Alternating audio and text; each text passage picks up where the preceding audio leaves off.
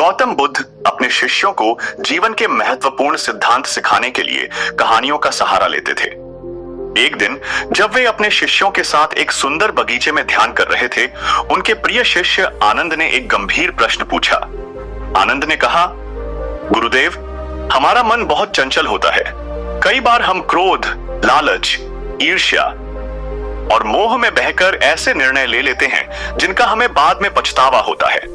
कृपया हमें समझाइए कि क्या मन को काबू में रखकर सही निर्णय लिया जा सकता है। बुद्ध मुस्कुराए और बोले, आनंद, मन ही व्यक्ति का सबसे बड़ा मित्र भी हो सकता है और सबसे बड़ा शत्रु भी।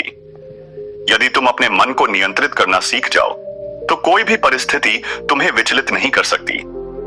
मैं तुम्हें एक कथा सुनाता हूं जिससे तुम इस सत्य को भली भांति समझ सकोगे। बहुत समय पहले काशी राज्य में एक राजा शासन करता था। वह पराक्रमी था, लेकिन उसे अत्यधिक क्रोध आता था। छोटी छोटी बातों पर वह आग बबूला हो जाता और कठोर दंड दे देता। एक दिन एक साधु उसके दरबार में आया और विनम्रता से बोला, राजन, मन पर नियंत्रण रखना ही सबसे बड़ी विजय है। यदि आप अपने मन पर काबू पा लें तो आप सच्चे सम्राट बन सकते हैं। राजा ने यह सुनकर क्रोधित होकर कहा, तुम क्या कहना चाहते हो? क्या मैं अपने मन को नियंत्रित नहीं कर सकता? साधु ने शांत स्वर में कहा, राजन, यदि आप सच में अपने मन पर नियंत्रण रखते तो इतनी जल्दी क्रोधित न होते। राजा को यह सुनकर बहुत गुस्सा आया। उसने अपने सैनिकों को आदेश दिया, इस साधु को कारागार में डाल दो, इसे दंड मिलेगा। सैनिकों ने साधु को पकड़ लिया, लेकिन वह बिल्कुल शांत था। उसने कोई विरोध नहीं किया और मुस्कुराते हुए कारागार चला गया। अगले दिन राजा ने कारागार में जाकर साधु से पूछा, तुम्हें कैसा लग रहा है? क्या अब तुम्हें अहंकार नहीं हो रहा कि तुमने मुझे शिक्षा देने की चेष्टा की? साधु ने मुस्कुराकर उत्तर दिया, राजन, मैं क्रोध और दुख में नहीं हूं। मैंने अपने मन पर नियंत्रण कर लिया है, इसलिए कोई भी परिस्थिति मुझे विचलित नहीं कर सकती। राजा यह सुनकर और क्रोधित हो गया और आदेश दिया, इस साधु को कोड़ों से मारा जाए। सैनिकों ने साधु को कोड़ों से मारा, लेकिन वह फिर भी मुस्कुराता रहा। राजा ने आश्चर्य से पूछा, तुम्हें दर्द नहीं हो रहा? साधु ने शांत भाव से उत्तर दिया, राजन, दर्द शरीर को होता है, लेकिन मैं अपने मन को शांत रखता हूं।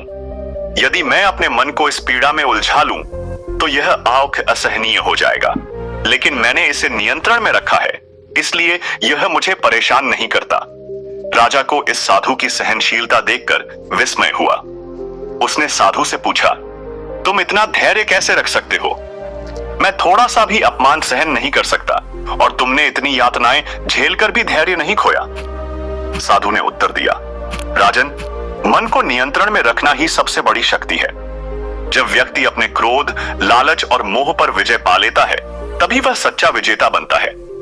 यदि आप अपने राज्य को अच्छी तरह चलाना चाहते हैं तो पहले अपने मन को नियंत्रित करना सीखिए।